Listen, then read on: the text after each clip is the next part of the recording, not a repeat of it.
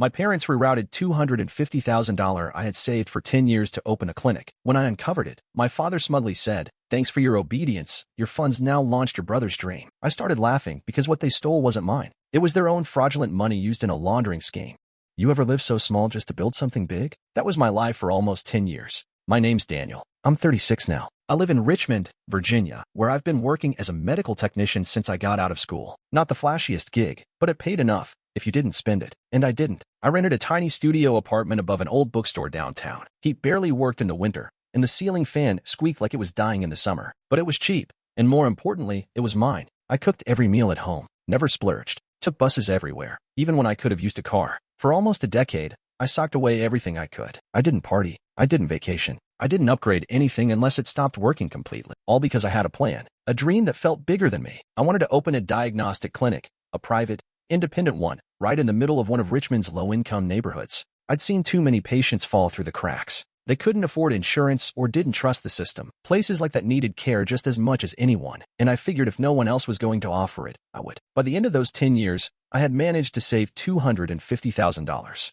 Every cent felt like a monument to self-discipline. That money wasn't just cash, it was freedom, purpose. It was a future I had shaped with my own hands, no shortcuts. My parents didn't see it that way. Every time I talked to them, which, honestly, wasn't often, they'd hit me with the same tired questions. Why aren't you investing that money in something smarter? Or, you should talk to Nathan. He could use that kind of startup capital. Nathan, of course. My younger brother was the family star. Nathan always had that polished charm, the big ideas, the network, the smile that made people believe anything he said, including, apparently, that his overpriced wellness startup was the future of preventative medicine. Mom and Dad practically worshipped the ground he walked on. They threw around phrases like visionary and groundbreaking, even when he was burning through investor money faster than he could pronounce the word entrepreneur. They never really asked about my clinic. When I mentioned it, their eyes glazed over. My dad even said once, "That's a noble idea, but it's not scalable." Scalable? Like helping people had to be turned into a tech pitch to matter. They kept telling me I should do the smart thing and back Nathan's company, lend him a chunk of my savings so he could get over the hump. Apparently, his investors were getting antsy,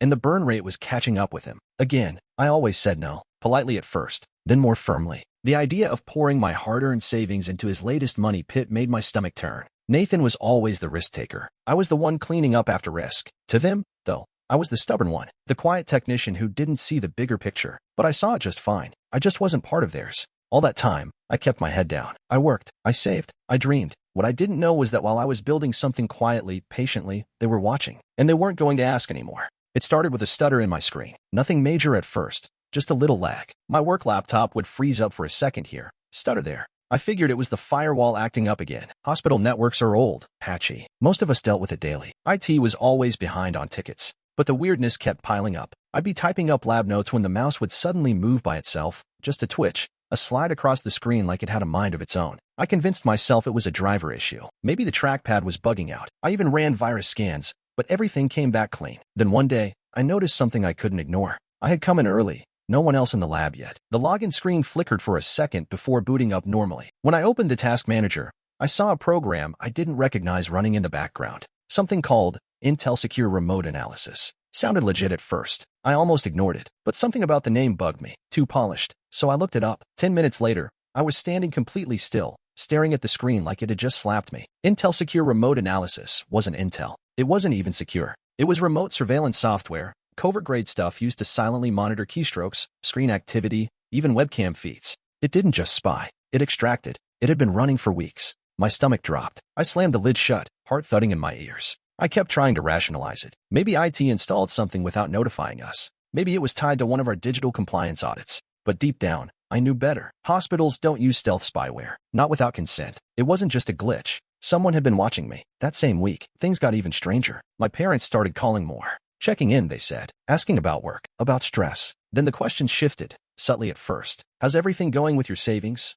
My mom asked one night, like she was asking about the weather. Still planning to do that clinic? My dad added, voice too casual. It wasn't concern. It was a kind of fishing, looking for something specific and acting like it was harmless curiosity. I felt this slow, creeping dread settle over me, like a fog I hadn't noticed until I was already inside it. My parents had never cared about my savings before, not unless it involved Nathan. Now, suddenly, they were interested. And my computer, my carefully secured, password-protected, no-nonsense laptop, had a backdoor running in the background. I couldn't explain it yet, but something was wrong. Something personal. Something watching me. I logged into my clinic fund account like I had done 100 times before, a simple habit, part routine, part comfort. Seeing that number, the $250,000 I'd saved over the last 10 years, reminded me why I kept going. But this time, the number didn't show. Instead, I saw zeros. A blinking balance of $18.42. At first, I thought it was a glitch. I refreshed the page, logged out, logged back in, still the same. Then I checked the transaction history. The air went out of my lungs.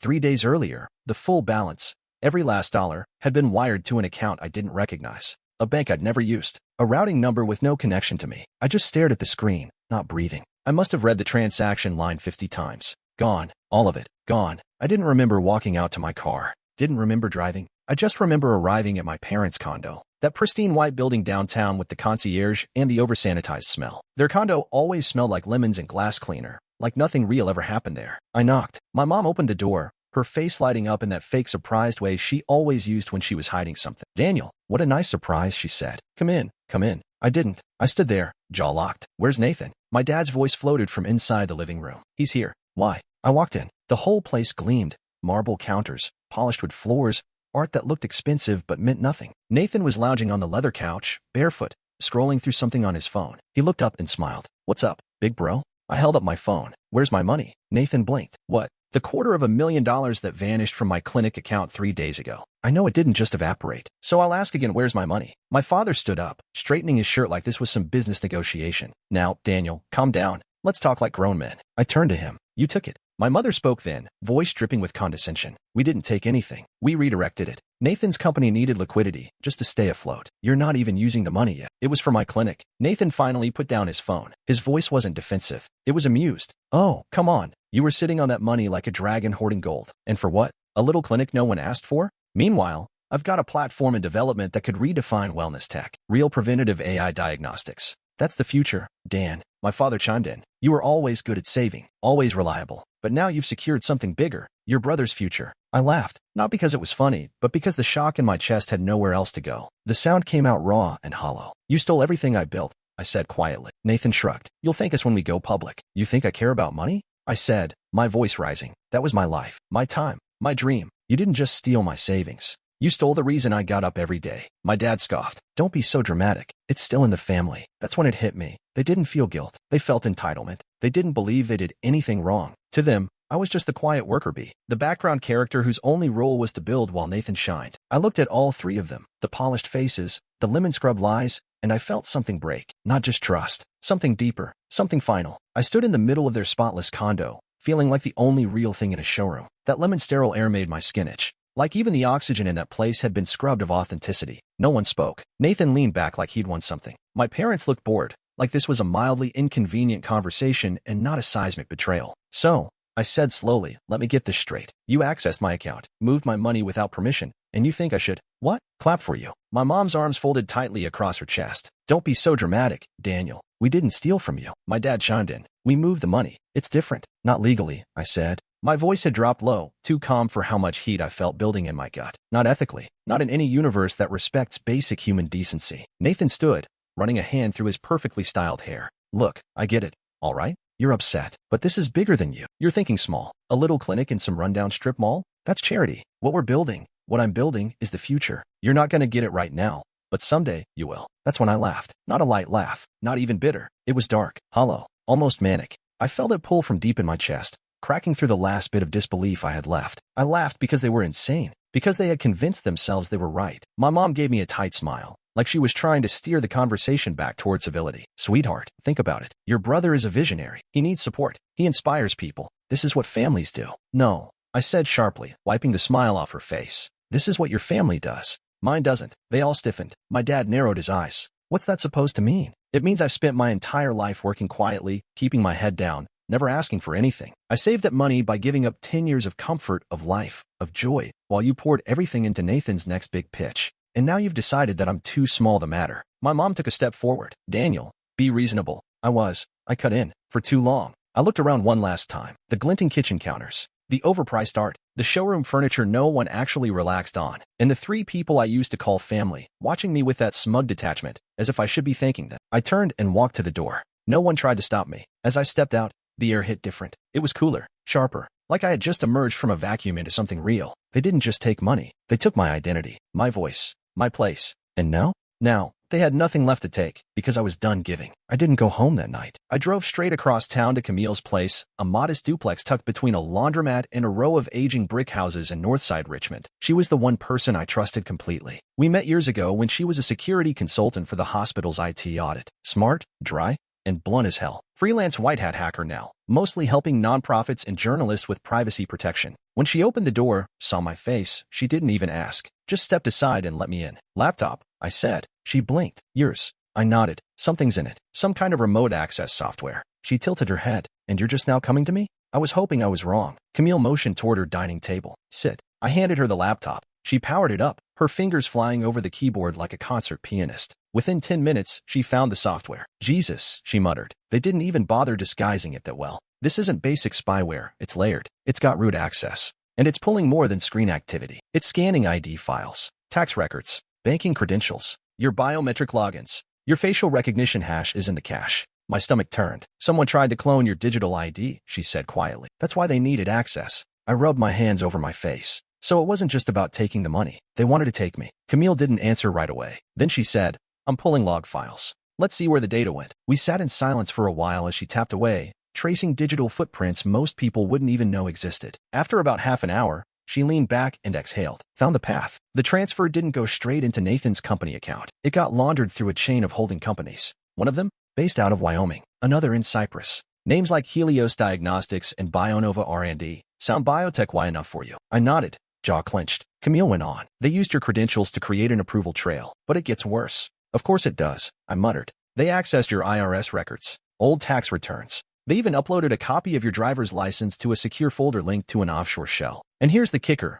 Someone used your identity to apply for a federal grant tied to COVID-era testing expansion. I felt like the floor dropped beneath me. They're setting me up, I said. They're going to pin the fraud on me. Camille nodded grimly. That's the plan. You were supposed to be the fall guy. Quiet Daniel. The lab tech with no lawyer, no spotlight. You take the fall, and they disappear with the money. I leaned back, numb. They built a fake version of me. Yeah, Camille said. But lucky for you, I'm better at tearing these things down than they are at building them. She looked me in the eye. We're going to trace every file, every transaction, every access point. And when we're done, we're not just going to clear your name. Her voice went cold. We're going to burn theirs. Camille wasn't kidding. For the next 2 weeks, we worked out of her dining room like it was a war room. Cables everywhere, screens side by side, a mess of coffee cups and legal pads covered in angry notes. She tapped into databases I didn't even know existed. Reverse-engineered transaction paths. Pulled metadata from documents they thought they'd deleted. It was like watching someone dismantle a building, one bolt at a time, careful, ruthless, and thorough. Every new folder, every spreadsheet, every email had her led somewhere worse. What we uncovered wasn't just theft. It was a full-blown fraud empire. There were dozens of shell companies, all with sleek, generic biotech names. Neurosys Health, VitaForge Labs, ClarityDX. Every one of them tied together through common tax IDs, shared IP addresses, and banking trails that led to the same places my parents. They weren't just funneling money into Nathan's company. They were laundering millions. The scam was clever, in a horrifying way. They'd set up these shells to develop fake testing kits and diagnostic devices, then filed grant applications with padded budgets and fabricated clinical trials. The paperwork was dense and professional. Camille found multiple state and federal filings with forged signatures, mine included. They'd been doing it for years. Nathan's company was just the storefront, the polished face on a rotten machine. It sold hope, sleek digital interfaces, and flashy wellness buzzwords. Preventative health tech for tomorrow. Investors loved it. Government agencies handed out innovation grants like candy. But underneath, none of it worked. None of it was real. Camille showed me one trail that led to a cancer-focused startup under their umbrella. They had taken $500,000 in funding to develop next-gen detection assays. In reality, the tests were cobbled together from outdated strips and off-brand reagents, with zero clinical validation. Some of the investors weren't venture firms at all. They were people, real patients, desperate ones. She pulled up a list of private contributions. One stuck with me, a 70-year-old woman in Iowa who had sent her retirement savings after reading about breakthrough pancreatic screening tools. Camille didn't say anything. She didn't have to. This wasn't just corporate fraud. It was exploitation, cruel and deliberate. And it was all hidden under the mask of innovation. My parents, the ones who used to lecture me about ethics, who wore lab coats and went to academic conferences, had become professional con artists. Nathan was the puppet they used to keep the illusion pretty. He did the interviews, smiled on podcasts, talked about revolutionizing health like he believed it. Maybe he did. Maybe he really thought the tech would eventually catch up to the lies. Or maybe he just liked the spotlight. But the guts of the operation, the wiring, the deception that was mom and dad. They'd spent their careers in pharmacology. They knew how to write reports that looked legitimate. They knew the lingo, the loopholes, the grant language. And they knew how to disguise dirty money in clean science. I stared at Camille's monitor, a flowchart connecting all the companies to a single offshore account. My father's name sat at the top, not Nathan's. He's just a shield, I said quietly. They've been using him to keep their names off the radar. Camille nodded. And they used you to insulate the risk. Her voice was flat. They built a house of cards. They just picked the wrong guy to blame when it started to wobble. I looked down at the list again. All the fake names. The real victims. My hands curled into fists. They thought I'd just take it. Camille looked over. But you didn't. And now they were going to regret ever believing I would. Camille was still tracing files when she paused mid-keystroke. Wait a second, she said, eyes narrowing. This doesn't make sense. I looked up from the table, where I'd been going through a printed list of the shell corporations. What doesn't? She tilted her head, squinting at a screen full of timestamped transactions. The big transfer, the one that wiped your clinic fund, it didn't go down the way they think it did. I walked over. What are you talking about? She pointed to a cluster of digital breadcrumbs, transaction logs, IP geotags, routing detours. They didn't steal the actual account. They accessed a decoy. I froze. A decoy. Camille turned to me surprised. You didn't know? I stared at the screen, mind racing. And then I remembered. 6 weeks before the transfer, I'd read a cybersecurity article about targeted financial fraud. Something about bait accounts. I'd set up a second fund, identical on the surface, to test some password-safe keeping habits. I never touched it after that. Just let it sit. And that was the one they accessed, not the real one. They stole from the wrong account. I whispered. That money wasn't mine. Camille blinked. Then whose was it? I clicked into a folder, typing a password I hadn't used in weeks. The account popped up, the real one. $250,000. Untouched. Camille's eyes widened. Holy hell. They didn't take your money. No, I said, heart pounding. They took theirs. She stared at me like I had just flipped the story on its head. They stole from a fund that was already part of their laundering pipeline. I explained. I must have used one of their shell companies in the account setup. I copied a name they'd used on a form. I thought it was fake, just filler. But it must have been tied into their web. Camille clicked frantically, her fingers flying across the keyboard. Oh my God, you're right. The money in that account, the decoy, was part of their circular laundering. Fraud grant money that bounced through 4 shells and landed under your name for a 24-hour wash. She looked at me, grinning like she'd just cracked a safe. They walked into their own trap. By taking that account, they didn't just commit identity theft. They committed self-incrimination. I couldn't believe it. The irony hit like a wave. All this time, I thought I was the one who got robbed. Turns out, they robbed themselves. They funneled dirty money into a decoy I forgot I built, and in stealing it, they tied themselves directly to the fraud. Full transaction trail, full digital signatures, full access log from their IPs. They thought they buried me, but they handed me the shovel. Camille sat back, her smile pure satisfaction. Congratulations, Daniel, she said. You didn't just survive their setup. She tapped the screen, highlighting the evidence chain. You flipped the entire con right back on them. We didn't storm in like heroes. No headlines, no drama, just Camille and me in a gray government office, sitting across from a pair of federal agents who looked exactly like you'd expect. Press suits, neutral expressions, and a 1,000-yard stare that said they'd seen worse and weren't surprised by much. Until Camille handed them the drive. The older agent, Russo, I think his name was, plugged it in and scrolled through the folders. His brows lifted a few inches when he saw the file structure. The other one, a woman named Silva, leaned forward in her chair,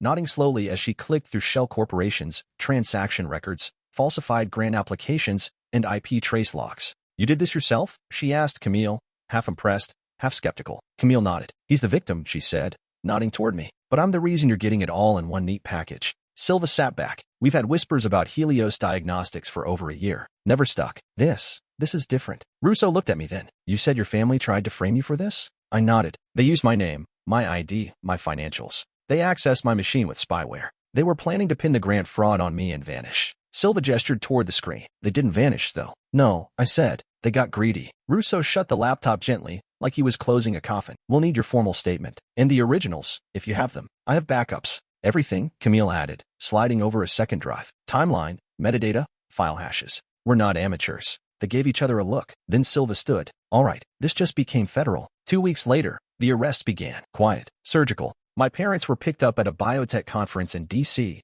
right in the middle of their booth presentation. According to one witness Camille found online, my father was mid-sentence about revolutionizing grant-funded diagnostics when 2 agents stepped in, flashed badges, and calmly asked them to put down their brochures. They didn't make a scene. They weren't dramatic. That was the most surreal part. It wasn't a movie. It was just over, just like that. Nathan? He was harder. He didn't get arrested right away. He ran to the media. Within hours of the news hitting the wire, vague reports about a Richmond-based diagnostic company under federal investigation. Nathan was online, all over social, spinning his version. He claimed he was the target of a smear campaign, that I, his estranged brother, had sabotaged his work out of jealousy and spite. He posted old family photos, talked about childhood rifts, played the victim like he'd trained for it. Some people believed him at first, but then the documents started leaking. Camille had anticipated the spin. She'd uploaded redacted versions of the key files, enough to prove fraud, but not enough to compromise the legal case, and leaked them to a network of independent journalists she trusted. By the next morning,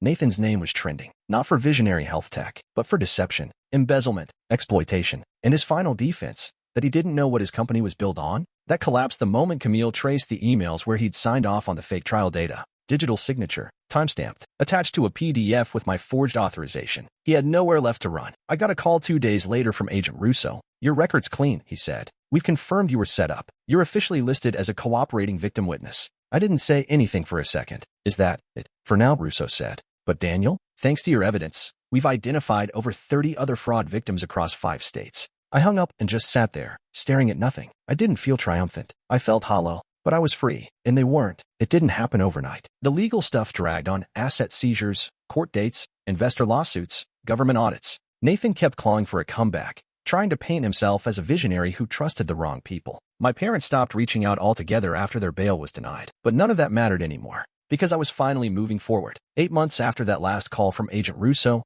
I opened the doors to my clinic. It wasn't flashy, just a 1-story brick building in the heart of Southside Richmond. Used to be a payday loan office, now transformed into a quiet space with clean walls, modern equipment, and a big worn couch in the waiting area that I bought secondhand and reupholstered myself. We called it Haven Diagnostics. Camille helped set up the digital infrastructure, lockdown systems, secure portals, encrypted patient files. No one was hacking this place, not on her watch. The air inside smelled like eucalyptus and printer toner. Real, grounded, nothing like that lemon bleach nightmare my parents called a home. The first patient was a woman named Carla, mid-40s, diabetic, uninsured. She'd been putting off blood work for over a year because she couldn't afford the clinic fees across town. I didn't charge her. She cried, not because of the results, which were manageable, but because someone finally treated her like a person. Word spread, slowly at first: a few neighbors, a retired teacher, a single dad who'd been rationing his asthma medication. People started dropping by just to talk, to ask if this was really affordable, if it was really honest. It was. I kept the prices low, offered flexible billing, worked with a nonprofit lab to reduce costs.